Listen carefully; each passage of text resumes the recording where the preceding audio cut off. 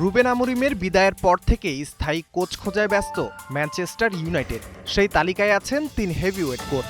শর্টলিস্টে থাকা ৩ তারকা হচ্ছেন লুইস এনরিকে, মরিসিও পচেত্তিনো ও থমাস টুখেল।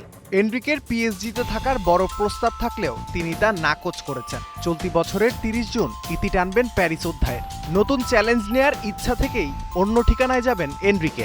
অন্যদিকে যুক্তরাষ্ট্রের বর্তমান কোচ পচেত্তিনো আর ইংল্যান্ডের দায়িত্বে থাকা টুখেলও আছেন আলোচনায়। কোনো কিছু এখনো নিশ্চিত না হলেও চূড়ান্ত সিদ্ধান্তের অপেক্ষায় ওল্ড ট্রাফোর্ড। ম্যানেজমেন্টও সময় নিয়ে সঠিক সিলেকশনে আসতে চায়, কারণ ভুল সিদ্ধান্ত বড় প্রভাব ফেলতে পারে দল গঠন থেকে সমর্থকদের আস্থায়। এই ৩ হেভিওয়েট কোচ শর্টলিস্টে এগিয়ে থাকলেও সম্ভাবনার তীর আছে লুইস এনরিকের দিকে। আগামী সময়গুলোতে পরিষ্কার হবে ওল্ড ট্রাফোর্ডের ভবিষ্যৎ। অন্তর্বর্তীকালীন কোচ হিসেবে নিয়োগ দেওয়া হয়েছে মাইকেল ক্যারিককে।